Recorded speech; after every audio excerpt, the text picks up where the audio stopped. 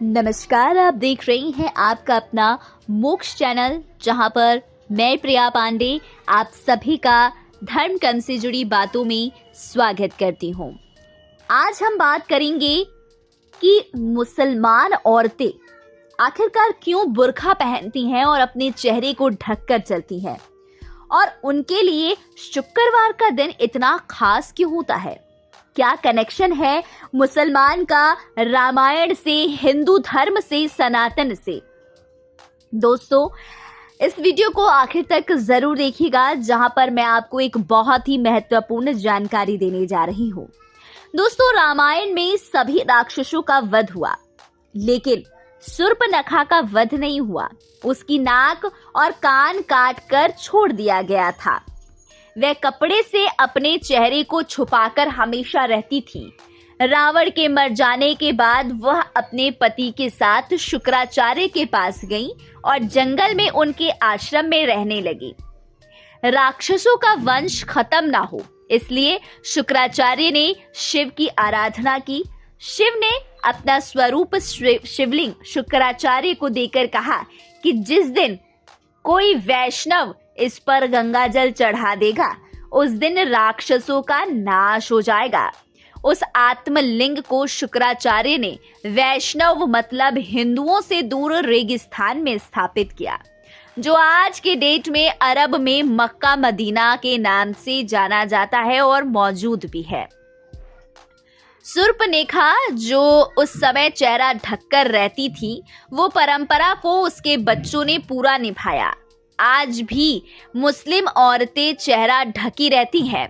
शूर्पणखा के वंशज आज मुसलमान कहलाते हैं, क्योंकि शुक्राचार्य ने इनको जीवन दान दिया, इसीलिए ये शुक्रवार को विशेष महत्व देती हैं। अब आप ध्यान से सुनिए कि आखिरकार मुसलमान लोगों का, इस्लाम लोगों का, या इस्लाम पैदा कैसे हुआ। असल में इस्लाम कोई धर्म नहीं है, एक मजहब है, दिनचर्या है। मजहब का मतलब अपने कबीलों के गिरोह को बढ़ाना। यह बात सब जानते हैं कि मोहम्मदी मूल रूप से अरबवासी हैं।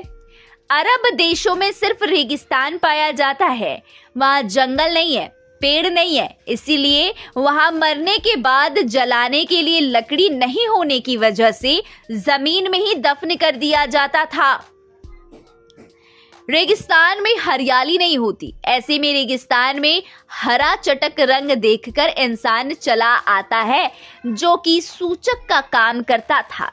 अरब देशों में लोग रेगिस्तान में तेज धूप में सफर करते थे, इसीलिए वहां के लोग सिर को ढकने के लिए टोपी पहनते थे, जिससे बीमार ना पड़े। अब रेगिस्तान में ना खेत थे ना फल, तो खाने के लिए वहां अनाज नहीं होता था, इसीलिए वहां के लोग जानवरों को काट कर खाते थे और अपनी भूख मिटाने के लिए इसे कुर्बानी का नाम दिया गया। रेगिस्तान में पानी की बहुत कमी रहती थी, इसीलिए लिंग मूत्र मार्ग साफ करने में पानी बर्बाद ना हो जाए, इसीलिए लोग खतना कराते थे।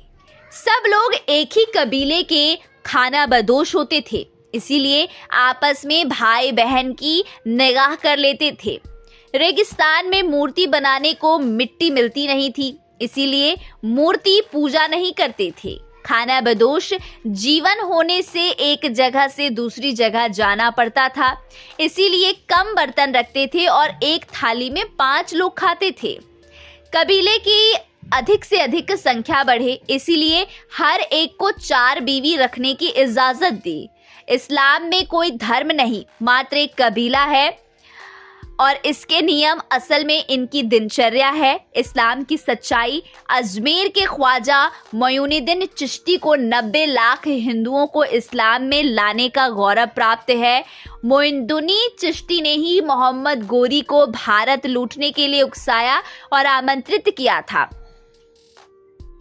अजमेर दरगाह वाले ख्वाजा मोइनुद्दीन चिश्ती ने किस तरह इस्लाम कबूल न करने पर पृथ्वीराज चौहान की पत्नी संयोगिता को मुस्लिम सैनिकों के बीच फेंक दिया था, और फिर पृथ्वीराज चौहान की वीर पुत्रियों ने आत्मघाती बनकर मोइनुद्दीन चिश्ती को 72 हूरों के पास भेजा था। ये सब जानकारी अगर आपको पसंद आई हो तो इसे लाइक, कमेंट, शेयर करके ज़रूर बताइएगा। यहाँ दी गई सभी जानकारी की हम पुष्टि नहीं करते हैं। यह जानकारी विभिन्न माध्यमों, ज्योतिषियों, पंचांगों, प्रवचनों, मान्यताओं, धर्म ग्रंथों से ली गई है। हमारा उद्देश्य बस आप तक जानकारी पहुँचाना है। हमारा उद्देश्य किसी की भी धारणा को ठेस पहुँचाना नहीं है।